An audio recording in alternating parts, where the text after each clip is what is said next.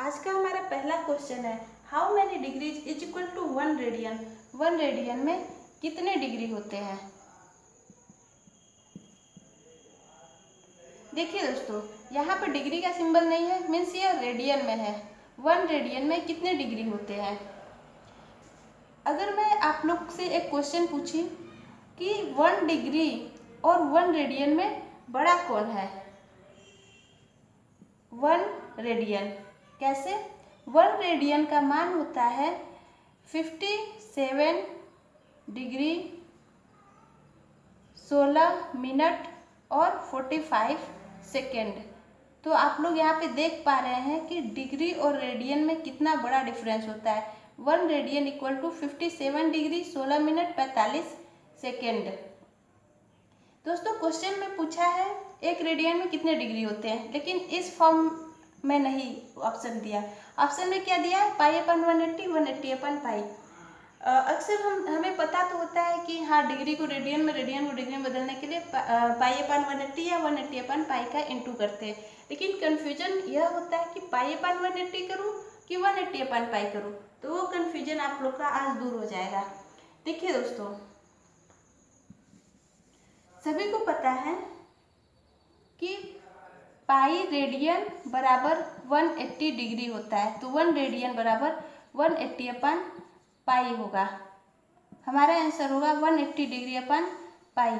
देखिए दोस्तों, क्वेश्चन में क्या पूछा है, हाउ मेनी डिग्री। डिग्री में पूछा है, इसलिए डिग्री वाला कैरेक्टर ऊपर होगा। और अगर रेडियन में पूछा होता तो पाई अपन 180 होगा। हमें देखना है कि हमें पूछा क्या गया है।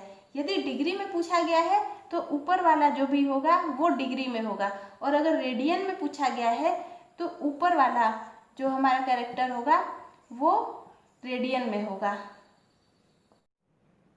दोस्तों नेक्स्ट क्वेश्चन हमारा बहुत बेसिक सा क्वेश्चन है, आप सभी को पता होगा, फिर भी एक बार क्विक रिवीजन कर लेते हैं। Sine theta cos theta tan theta के वैल्यू को हम लाल बटे कक्का से याद कर सकते हैं। साइन थीटा इक्वल टू लंब अपन कड़, कॉस थीटा इक्वल टू आधार अपन कड़, और टेन थीटा इक्वल टू लंब अपन आधार। देखिए दोस्तों, यदि हमारा एंगल ऑफ ऑब्जर्वेशन या एलिवेशन एंगल यहाँ पर है, तो हमारे लिए एंगल के अपोजिट लंब होगा, एंगल जिस पर टिका है वो आधार होगा, और बचा हुआ कड़ होगा। और यदि हमारा एंगल ऑफ ऑब्जर्वेशन या एलिवेशन एंगल यहाँ पे है, मतलब थीटा हमारा यहाँ पे है, तो हमारे लिए एंगल का अपोजिट लंब होगा, एंगल जिस पर टिका है वो आधार होगा, बचा हुआ कड़ होगा। और यदि क्वेश्चन इंग्लिश में आ जाए, आप सभी आसानी से टिक कर लेंगे, फिर भी मैं एक बार बता दूं कि चूंकि यह थीटा के अपोजिट लंब होता है, इसे हम अपोजिट साइड भी कर सकते हैं, और थीटा जिस पर टिका है वो हमारा बेस, या इसको एडजेसेंट साइड भी कर सकते हैं, बचा हुआ हाइपोटेनस है। तो आप जो 3 क्वेश्चन आपके स्क्रीन के सामने है उसे बहुत ज़्यादा डिस्क्राइब करने की जरूरत नहीं है, आप इसे आसानी से टिक कर सकते हैं। नेक्स्ट क्वेश्चन बहुत सिंपल है, आप सभी को पता होगा, फिर भी इसे करने का हम एक अलग अप्रोच भी देखेंगे। साइन थीटा की वैल्यू दी गई हुई है, टेन थीटा की वैल्यू निकालनी है। साइन थीटा इक्वल टू 4/5 यानी लंब कड़, हमारे लंब की वैल्यू दी गई है 4 और कड़ की वैल्यू है 5। अब हमें आधार की वैल्यू निकालनी है। आधार फार्मूले में पाइथागोरस प्रमेय से फिर फार्मूले पे रखने पर आपको आंसर मिल जाएगा 3। इस प्रकार हमारा आंसर होगा लंब आधार 4/3। अब इसका अलग अप्रोच क्या होगा। देखिए दोस्तों, जब भी आप टेन थीटा को देखा करिए, साइन अपन कॉस थीटा को जरूर याद किया करिए। कैसे, देखिए दोस्तों, साइन थीटा क्या होता है, लंब कड़। कॉस थीटा क्या होता है, आधार कड़। कट गया, लंब अपन आधार आया। क्वेश्चन में दिया है 4/5, मतलब यह हमारा लंब हो गया। तो ऑप्शन में देखिए, जिसके अंश में 4 होगा वही हमारा आंसर होगा। तो इस प्रकार हमारे 2 ऑप्शन तो ऐसे ही एलिमिनेट हुए। बचा हुआ ऑप्शन, 2 ऑप्शन को कैसे हम पहचानेंगे कौन सा राइट आंसर है। कड़ टेन थीटा में कर्ड नहीं आता है, मतलब जो भी वैल्यू होगी वो 5 से कम होगी। 5 से कम कुछ भी हो सकती है, 4 हो सकती है, 3 हो सकती है। तो ऑप्शन में क्या होगा, 4/3, वही हमारा राइट आंसर होगा। दोस्तों नेक्स्ट क्वेश्चन में हमसे साइन कॉस टेन थीटा के एंगल की वैल्यू पूछी गई है, जिसे हम इस टेबल के जरिए आसानी से बता सकते हैं। और ये सब वैल्यू याद होनी चाहिए और आई होप आप सभी को याद भी होगी। इसमें साइन थीटा और कॉस थीटा की वैल्यू अगर आपको पता है तो टेन थीटा की वैल्यू आप सिंपली डिवाइड करके याद कर सकते हैं। नेक्स्ट क्वेश्चन आपके स्क्रीन के सामने है, पूछा गया है height of the wall. Question में दिया है what is the height of the wall where the ladder touches the wall. क्या कह रहा है, वॉल की हाइट कितनी होगी यदि एक लैडर वॉल के शीर्ष को टच कर रहा है। लैडर मीन्स सीढ़ी, यह हमारी वॉल है। वॉल की हाइट कितनी होगी, जबकि एक लैडर टच किया हुआ है और ladder is 2.5 metre long. Ladder कितने मीटर लॉन्ग है, 2.5 मीटर लॉन्ग है। Makes an angle 60 degree with the ground, और ग्राउंड के साथ कितना एंगल बना रहा है, 60 डिग्री का एंगल बना रहा है। क्या कौन, हमारा लैडर जो है, हमारा सीढ़ी ग्राउंड के साथ 60 एंगल बना रहा है। हमें वॉल की लंबाई चाहिए या वॉल की हाइट चाहिए, तो हम कौन से ट्रिग्नोमेट्री रेशियो का यूज करेंगे, जिसमें हमारा लंब और कड़ आए, यानी कि साइन थीटा। साइन 60 बराबर लंब अपन कड़ 2.5, तो हमारी वॉल की हाइट आ जाएगी 2.5 साइन 60। साइन 60 की वैल्यू कितनी होती है, √3/2। साइन 30 1/2। साइन 45 1/√। साइन 60 √3/2। देखिए दोस्तों, क्योंकि हमारा ऑप्शन में जो भी ऑप्शन है वो बहुत क्लोज है एक दूसरे के, इसलिए हमें बहुत सावधानी से कैलकुलेशन करना होगा। अब हम यह कैलकुलेशन दिखने में सरल नहीं लग रहा है। √3 की वैल्यू कितनी होती है, 1.732/2। यदि आपको 25 का टेबल आता है तो यह कैलकुलेशन आपके लिए सरल है, लेकिन यदि आपको 25 का टेबल नहीं आता तो एग्जैक्ट इसका वैल्यू निकालना थोड़ा सा कठिन हो सकता है। तो आइए कुछ जुगाड़ करते हैं। 2.5 को हम क्या लिख सकते हैं, 2.5 को हम लिख सकते हैं 5 का आधा होता है 2.5। इसके अलावा क्या लिख सकते हैं, 10/4, यह भी 2.5 के बराबर होती है। लेकिन हमें याद क्या रहेगा, हाँ 5 का आधा 2.5 होता है, तो 5/2 लिख देते हैं। यदि 10/4 आपको पता है तो इससे और भी आसान हो जाएगा कैलकुलेशन। फिलहाल हम 5 का आधा 2.5 लिखते हैं। तो अब क्या करेंगे, हम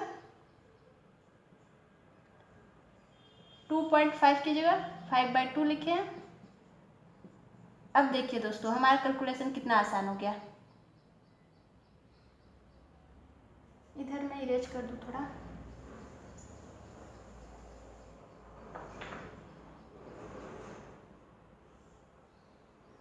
दस, 5 दूनी 10, 15 1 16, हाथ में 1, 5 7 35, 3 8 4। अब करिए, 4 दूनी 8, 4 एकम 4, 4 छके 24, 4 पचे 20। कितने आसानी से हमारा आंसर आ गया, जो कि बहुत एक्यूरेट भी है।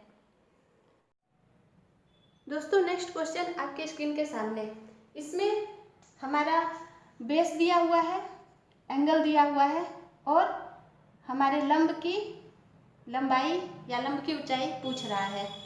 तो इसे सॉल्व करने का एक ट्रेडिशनल मेथड या कन्वेंशनल मेथड कहे तो tan 60 = लंब अपन आधार कहेंगे, फिर लंब = 100।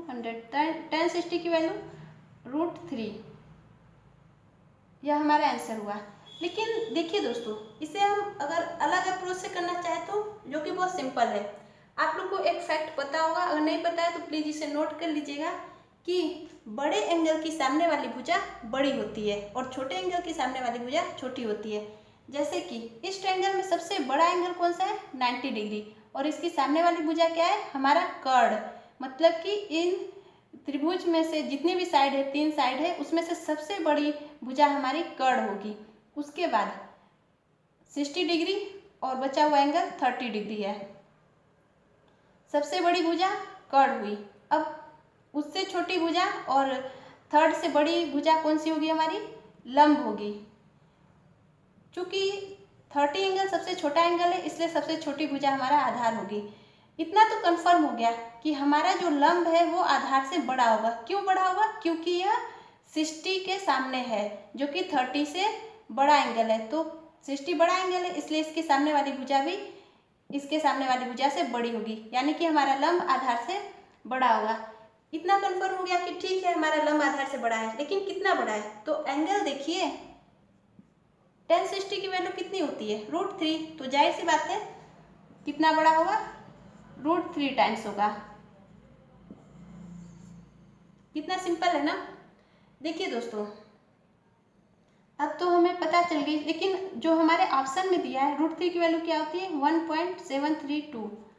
हमारे ऑप्शन में 1732 चारों अंक चारों ऑप्शन में दिए हुए हैं, लेकिन जो पॉइंट का डिफरेंस है, पॉइंट के डिफरेंस को दूर करने के लिए कंफ्यूजन को, देखिए मैं एक मेथड बता रही हूँ। यदि कभी भी 100, 10 या 1000 जिसमें शून्य आए, तो कैसे हम दशमलव को ट्रांसफर कर सकते हैं? 2 शून्य है मतलब 100 है, तो हमारा दशमलव आगे बढ़ेगा, क्योंकि 100 गुना है, 2 अंक आगे जाएगा। यहाँ पे दशमलव है 1, 2, तो हमारा आंसर होगा 173.2। दशमलव यहाँ पे था, 2 अंक आगे गया, 1, 2, तो 173.2 होगा। हमारा आंसर हुआ 173.2। देखिए दोस्तों, यदि 1, 2, 3, 4 इकाई, दहाई, सैकड़ा, हजार, 10,000, यदि 10,000 का इंटू करना होता 1.732 से, तो कितना आंसर आता? कितने शून्य है यहाँ? 1, 2, 3, 4, तो दशमलव कितना अंक आगे जाएगा? 4, 1, 2, 3, यहाँ पे 0 बढ़ा देंगे, तो हमारा आंसर होगा 17320। आई थिंक ये दशमलव वाला जो मैटर था वो आप लोग को समझ में आ गया होगा। दोस्तों आइए अब बात करते हैं ट्रिग्नोमेट्री आइडेंटिटीज की। आप सभी को पता होगा कि साइन थीटा का इनवर्स कॉसेक थीटा होता है, कॉस थीटा का इनवर्स सेक थीटा होता है, और टेन थीटा का इनवर्स कॉट थीटा होता है। आइडेंटिटीज का डेरिवेशन है ये सब आपको याद करने की जरूरत नहीं है, लेकिन यह दिखाने का केवल यह मतलब है मेरा कि जो भी आइडेंटिटीज आई है हमारी, वो एक सिंपल से पाइथागोरस थ्योरम, कर्ण का वर्ग इक्वल टू लंब का वर्ग प्लस आधार के वर्ग से ही आई है। इसमें हम डिवाइड कर दे, यदि हाइपोटेनस का स्क्वायर का डिवाइड कर दे, तो हमें ये आइडेंटिटीज मिल जाएगी, और यदि हम परपेंडिकुलर यानी लंब को डिवाइड करें तो हमारी आइडेंटिटीज ये मिल जाएगी, और अगर हम बेस को स्क्वायर करें तो हमारी आइडेंटिटी यह मिल जाएगी। तो हमें याद क्या करना है? इसको, इसको और इसको। यदि मैं इसे एक जगह कलेक्ट कर दूँ तो सिंपली होगा अपना cos square theta plus sine square theta equal to 1 plus sine square theta equal to 1, और सेकेंड वाला होगा cosec square theta minus 1 equal to cot theta, या इसको अगर मैं कहूँ तो cosec square theta minus cot square theta equal to 1, और नेक्स्ट हमारा होगा sec square theta minus tan square theta equal to 1। Question के अनुसार हमारा आंसर होगा, हमारी second identity 1 plus cot square theta. गया है हाइट ऑफ बिल्डिंग। क्वेश्चन में दिया क्या गया है? लैडर 45 डिग्री पे टच कर रहा है बिल्डिंग को, और इसकी सिचुएशन क्या है? लैडर स्थित कहाँ है? Placed 16 metre from the base of the building. Building के बेस से 16 मीटर दूरी पर है। यह हमारी बिल्डिंग हो गई। हमारा लैडर 45 डिग्री पे इसके शीर्ष को टच कर रहा है, और जो हमारा लैडर है वो हमारी बिल्डिंग से कितनी दूरी पर स्थित है? 16 मीटर। हमें ज्ञात क्या करना है? बिल्डिंग की हाइट। दोस्तों जब भी 45 एंगल आ जाए आप खुश हो जाइए। क्यों? क्योंकि tan 45 इक्वल टू 1 होता है। हमें आधार दिया हुआ है, लंब निकालना है। हमें पता है लंब अपन आधार 16 है, इसकी वैल्यू 1 हो गई अपन 16, तो हमारी हाइट कितनी आ गई? 16 मीटर। नेक्स्ट हमारा क्वेश्चन है दोस्तों, what is the angle of elevation. आप लोग के स्क्रीन पर क्वेश्चन आ गए होंगे, आप इसे रीड करिए। What is the angle of elevation of the top of the light house. एक लाइट हाउस है, उसका एंगल ऑफ एलिवेशन पूछा गया है। यह हमारा लाइट हाउस है। What is the angle of elevation of the top of the lighthouse. Lighthouse के टॉप पर 15 मीटर हाइट। लाइट हाउस कितने मीटर की है? 15 मीटर हाइट की है। C letter point 15 metre away from the base. इसके base से 15 metre दूरी पर एक पॉइंट दिया गया है। इस पर से, यहाँ से हमें लाइट हाउस का एलिवेशन एंगल निकालना है। यहाँ से मैं देख रही हूँ, जो कि ये 15 मीटर का लाइट हाउस है हमारा। कितने दूरी पर ये पॉइंट है? कहाँ से मैं देख रही हूँ? बेस से 15 मीटर दूरी पर। तो हमें क्या निकालना है? Angle of elevation. फिर देखिए दोस्तों, 15 15 क्या ख्याल आया? tan थीटा इक्वल टू लंब अपान आधार। भाई दोनों 15 15 वैल्यू आ गई है। सभी को पता है tan थीटा कब 1 होता है? At the degree of 45। तो हमारा आंसर हुआ 45 डिग्री। नेक्स्ट हमारा क्वेश्चन है दोस्तों, इसमें भी एंगल की वैल्यू पूछी गई है और यह बहुत सिंपल है, जल्दी से इसे करते हैं। थीटा है, यहाँ पे 100 है, 100 इंटू 3 है। जैसा कि आप लोग को पता ही होगा कि अगर एंगल बड़ा है तो सामने वाली भुजा बड़ी होगी। देखिए दोस्तों, यह एंगल छोटा होगा, यह एंगल बड़ा होगा, क्योंकि यह इससे √3 टाइम्स है, मतलब यह बड़ा है इससे। मतलब कि कितना बड़ा है? √3। √3 किसकी वैल्यू होती है? सॉरी, किसकी वैल्यू होती है? tan 60। tan 30 बराबर क्या होता है? 1/√3। बड़ा है, कितना बड़ा है? √3 टाइम्स बड़ा है। तो हमारा आंसर होगा 60। दोस्तों यह समझ में आ गया होगा। फिर भी अगर मैं ट्रेडिशनल मेथड से बताऊं तो देखिए दोस्तों क्या होगा।